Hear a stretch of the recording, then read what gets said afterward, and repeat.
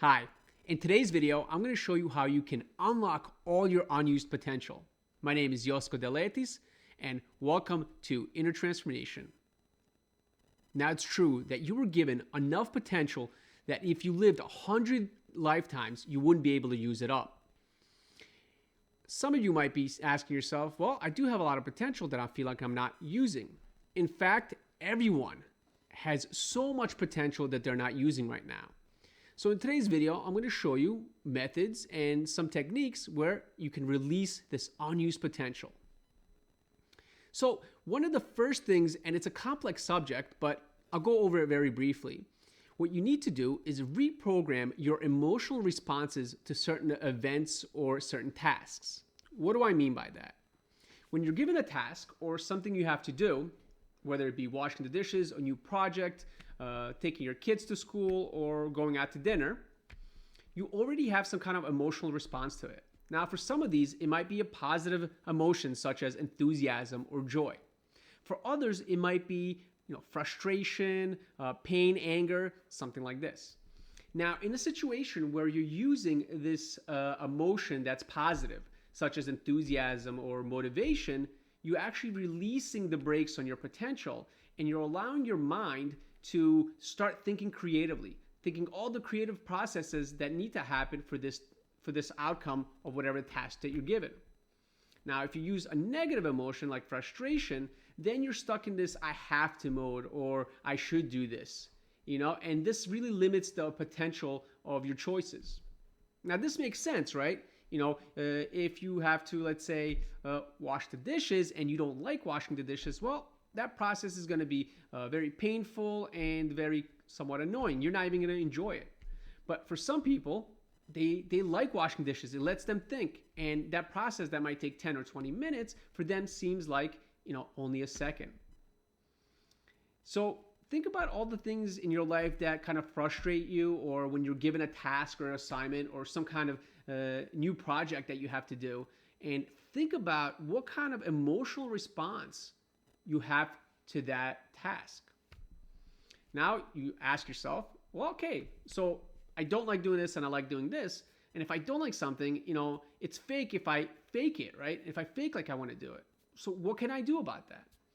Well, there's a few things you can do to change that emotional response. The first thing is don't complain. Don't complain, because complaining is just going to bring you the same result.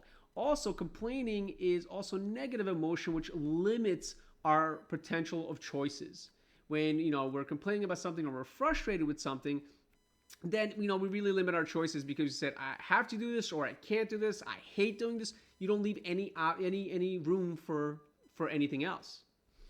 Now, what you can do, something that helps, is visualization. Now, if you're left brain like me, you kind of think visualization, oh, that's kind of like the secret. That stuff is, doesn't really work. Well, from a scientific point of view, it works, and it works very well. It's been tested to work.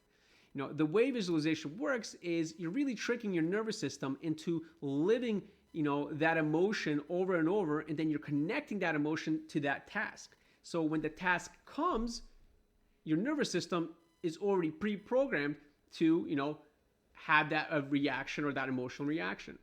I mean, it's no different than what you've been doing so far. Just because you like to do something and you don't like to do something, it's something that you programmed in the past. Well, with visualization, we're actually programming it right now for a future event. That makes sense, right?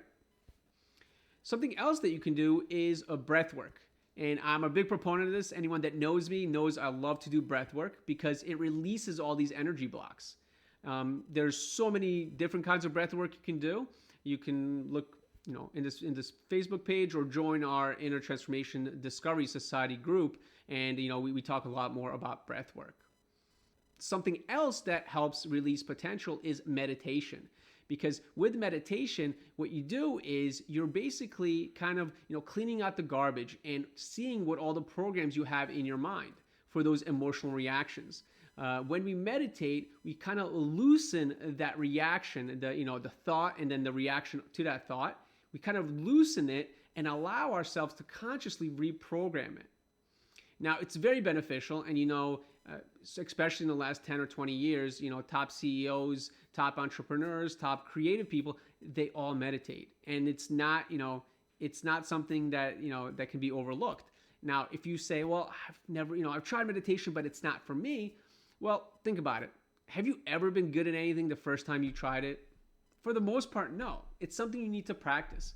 But I promise you, the more you do it, the easier it gets, and the more benefit you get out of it.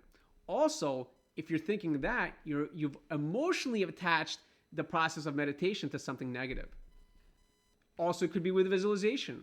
It could be with setting goals, whatever that is.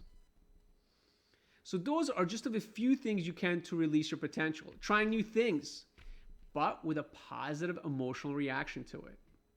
Now, if you like this topic or you want to know some other topics related to this, please let me know in the comments below. If you haven't joined our Inner Transformation Discovery Society, please do so. It's a great group. It's a bunch of peers who are going to uplift each other. And, there's a lot of more methods and tools that you can use.